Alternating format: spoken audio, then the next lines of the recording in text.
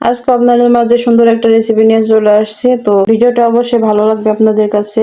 ভিডিওটা না টেনে সম্পূর্ণ ভিডিওটা দেখবেন। তো আসসালামু আলাইকুম এভরিওয়ান, কেমন আছেন সবাই? আশা করি সবাই ভালো আছেন। আল্লাহর রহমতে আমিও ভালো আছি। আমি আজকে ইলিশ মাছ রান্না করব আলু আর বেগুন দিয়ে। তো সেটাই আপনাদের সাথে শেয়ার করব আমি কিভাবে রান্না করি। তো চলেন দেরি না করে ভিডিওটা শুরু করা যাক। আমি কিন্তু চুলায় একটা কড়াই বসাই দিয়েছি। কড়াই বসাই তেল দিয়ে আমি তেলটা গরম করে নিয়েছি। এখন আমি মাছগুলো দিয়ে দিতেছি।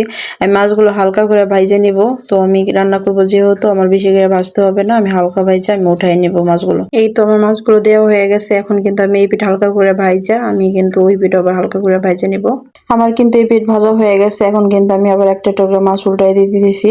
তো আমার সবগুলো মাছ কিন্তু উল্টানো হয়ে গেছে। আমি কিন্তু মাছগুলো সুন্দরভাবে ভাইজে নিচ্ছি এই পিঠ ও পিঠ। এখন কিন্তু মাছগুলো উঠাই নিতেছি। তো আমার মাছগুলো কিন্তু উঠানো হয়ে গেছে। এখন আমি কিন্তু রান্না করব। মাছগুলো ভাজার পরে কত সুন্দর লাগতেছে, তাই না? তো আমি কিন্তু ওই মাছ ভাজা তেলের ভিতরে পেঁয়াজ দিয়ে দিতেছি। তো পেঁয়াজ দিয়ে আমি কিন্তু পেঁয়াজটা ব্রাউন কালার করে ভাজা নিছি। তো আমি কিন্তু এখন এটার ভিতরে একটু পানি দিয়ে দিতেছি। গুঁড়া মশলা অ্যাড করবো যাতে পুড়ে না যায়। তো এখন আমি কিন্তু এটার ভিতরে লবণ দিয়ে দিলাম মরিচের গুঁড়া, দিয়ে দিলাম হলুদের গুঁড়া, দিয়ে দিলাম ধনিয়ার গুঁড়া। তো আমি কিন্তু মশলাটা সুন্দরভাবে মিক্স করে নিব। তো আমি মশলাটা কিন্তু অনেক সুন্দরভাবে কষায় নিব।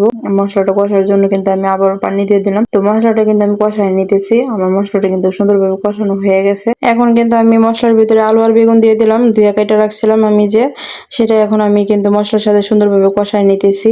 এখন কিন্তু আমি আবার ঢাকনা দিয়ে ঢাইকা দিব। আমি সুন্দরভাবে কষায় নিছি। তো আমি কিন্তু ঢাকনা দিয়ে 2-3 বার করে এরকম ভাবে ঢাইকা ঢাইকা আমি কষায় নিছি সুন্দরভাবে। আলু আর বেগুনটা একদম পুরো ভাজা ভাজার মতো করে নিছি। তো যাই হোক, আমার কিন্তু আলু আর বেগুনটা সুন্দরভাবে কষায় নেওয়া হয়ে গেছে। এখন কিন্তু আমি এটার ভিতরে ঝোলের জন্য পানি অ্যাড করে দিব।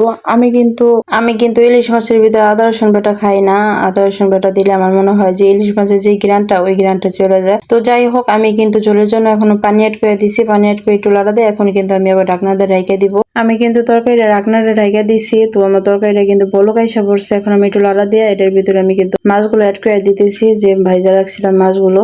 ওই মাছগুলো আমি অ্যাড করে দিতেছি তরকারির ভিতরে। আমার মাছগুলো কিন্তু দেওয়া হয়ে গেছে। এখন আমি একটু লাড়া দিয়ে দিতেছি। লাড়াতে দিয়ে আমি কিন্তু ঢাকনাটা ঢাইকে আমি কিন্তু রান্না করে নিব আলু আর বেগুন সিদ্ধ হওয়ার আগ পর্যন্ত। তো যাই হোক, আমার কিন্তু লাড়া দেওয়া হয়ে গেছে। এখন আমি আবার ঢাকনাটা ঢাইকে দিতেছি। ঢাকনাটা ঢাইকে আমি কিন্তু রান্না করে নিব। তো আমার তরকারি কিন্তু অর্ধেক হয়ে গেছে, 80%ই হয়ে গেছে, আর 20% বাকি আছে। তো আমি এটার ভিতরে এখন কাঁচামরিচ অ্যাড করে দিব। 5-6টা কাঁচামরিচ আমি কিন্তু ফ্লেভারের জন্য দিলাম, ঝালের জন্য না।